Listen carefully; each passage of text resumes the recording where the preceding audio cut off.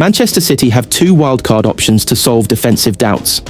Manchester City have struggled defensively this season, with some of their frailties from last year still on show.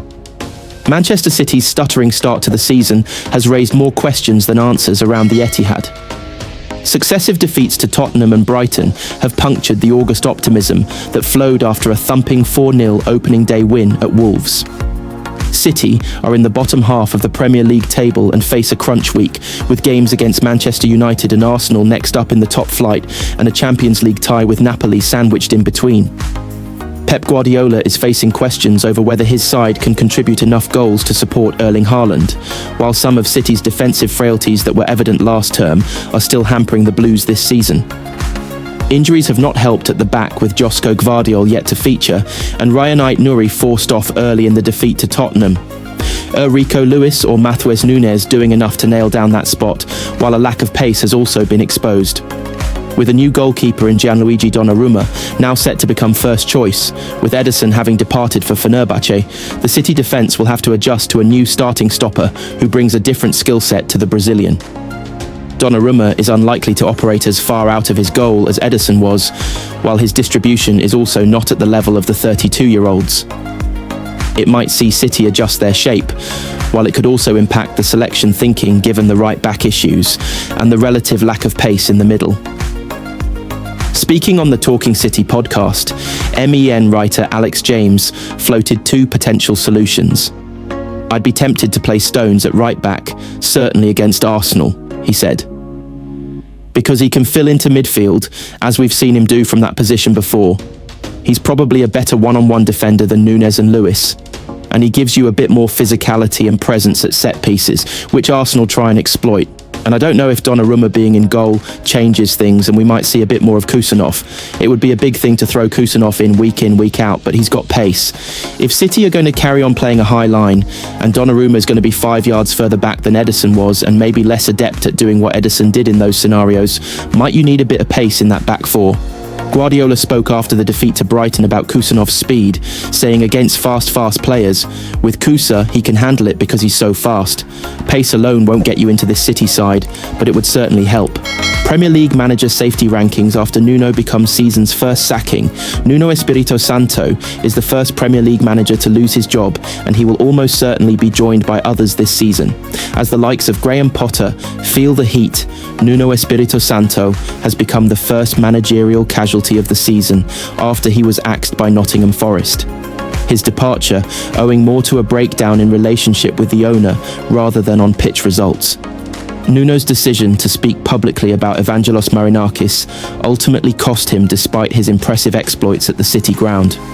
Several other men will be feeling the heat in the midst of the first international break of the season, which follows 3 Premier League games.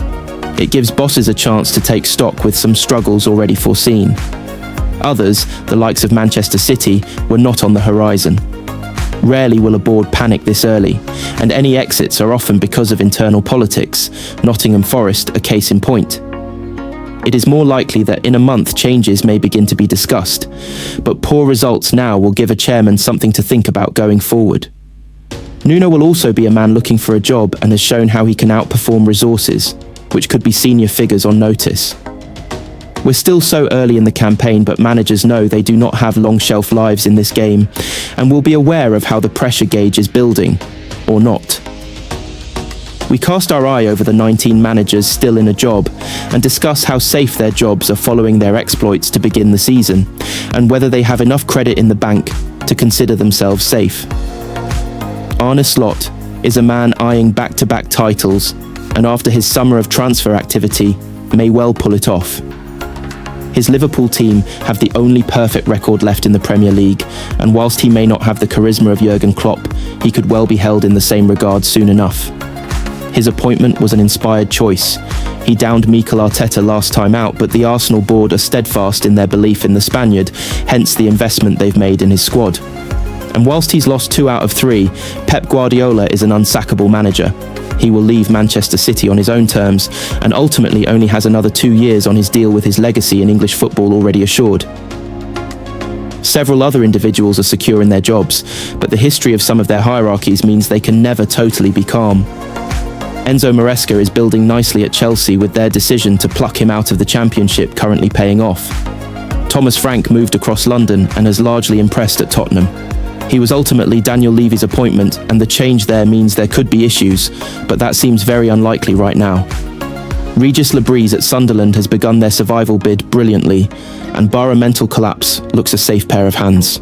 Manchester City APT settlement explained amid 115 charges. Premier League agreement, verdict timeline. Manchester City and the Premier League have settled their dispute over the rules governing associated party transactions, APTS, as both sides released statements. Manchester City have reached a settlement with the Premier League in their dispute over the rules governing associated party transactions, APTS. The legal action is separate from the 115 charges over alleged FFP breaches between 2009 and 2018, which City vehemently denies. City wanted to sign sponsorship deals with Etihad Airways and First Abu Dhabi Bank in 2023. However, when they submitted them to the Premier League, they were blocked for not being fair market value under the APT rules. That is when City challenged the legality of those rules, winning the initial case in 2024 and forcing some of them to be changed. A ruling in February 2025 concluded that all the previous rules must be void.